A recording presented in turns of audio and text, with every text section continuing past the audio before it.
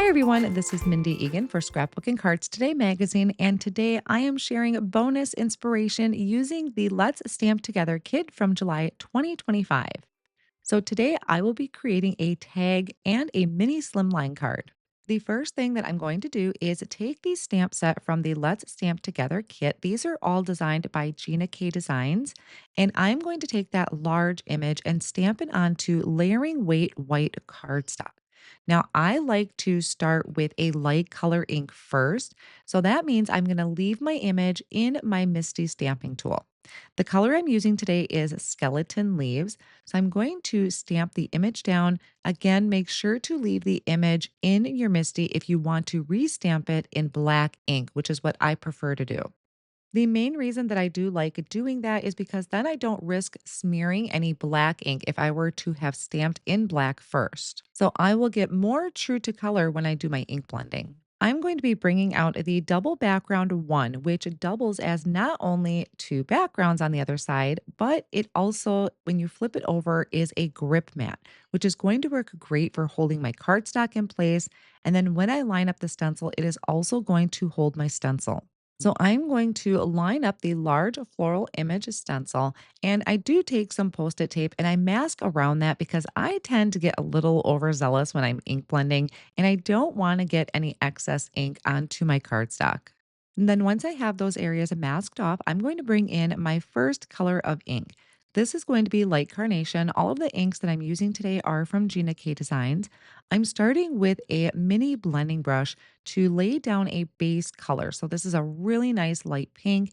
And then as we build the color for this image, it's going to give it a lot of contrast with our darker colors. Next, I'm bringing in dark carnation and I'm going to take a detail blending brush and I start by going around the outer edges of the petals. But what I did, because these brushes are so nice and small, I'm going to dip down into those crevices of the flower. So I'm pretty much outlining what the stencil and the stamp design is. And as I move along, you'll see what I mean. And it's going to create this gorgeous highlight in the center of our petals. Now, I really like stepping things up a little bit further when it comes to the contrast. So I am going to be bringing in cherry red. Again, I am using a detail blending brush. This, I'm really going to just dust around the outer edges. I don't want to get too carried away with the color. I really wanted the flower to still look pink, but the cherry red is going to add that nice bit of contrast to the outer edges. And these small detail blending brushes really help me control the amount of ink that I'm putting down. Then I can peel away my stencil to reveal this gorgeous detailed flower. It's going to really come together once we start stamping the details back in. Now I shifted the stencil, and this is going to be that small flower kind of sticking out of the corner. I brought in some of the light carnation again, but for the rest of the brushes, the dark carnation and the cherry red, I am just using the leftover ink that was on the brush. I'm not going to go around quite as detailed on the petals as I did on the first one, mainly because this is getting pretty small on that small flower. Now my flowers are done, so I'm going to start shifting the stencil to color in the leaves. So again, I'm going to line up the stencil over my stamped outline. The grip mat is going to hold my stencil in place, but I like to bring in that post-it note once again or post-it tape to mask off around the areas. For the leaves, I'm going to start with key lime, which is a really nice bright green. And this is going to add such a nice bright pop of color to our leaves. But again, for me, it is kind of a base layer. Then I'm going to bring in fresh asparagus. This time I'm bringing in the detail blending brush and I'm starting at the area that's closest to the flower because in my perspective, I would see that the flower is casting a shadow over the leaves. So I'm going to start closest to the flower or the vine and work my way out, but I am leaving a little bit of that key lime there as a highlight area. Then I'm going to remove this layer of the stencil. There is another layer that is going to finish off the rest of our image. So I'm going to line that up, starting with kind of this swirl part that's next to the leaves. I'm going to fill that in completely with that dark green, which is the fresh asparagus. Then I will lift that up. I'm going to shift the stencil or actually bring in the other stencil, Line that up over the rest of the leaves and repeat the same steps. So, starting with the mini blending brush, I'm going to lay down that key lime ink, that really nice bright green, and then bring in the detail blending brush and add that fresh asparagus. Again, adding the darker area that's closest to the flowers. Now, also on the stencils, we do have some little circles or berries that are a part of the image. And for that, I'm going to line up the stencil for those and I'm going to bring in black onyx, which sometimes it may not seem like a color that you would use with ink blending, but it really does add a little something because it's not a huge image. It's just a small little circle area that adds a little bit of detail and visual interest to our image. That's going to finish up the stenciling. So I'm going to carefully peel that up from my sticky mat. I'm going to place this back into my Misty tool in tucked down in that bottom left-hand corner, which is where I started. And then I'm going to ink this up with the black onyx ink. This is going to stamp the outline and all of those details back into the flower.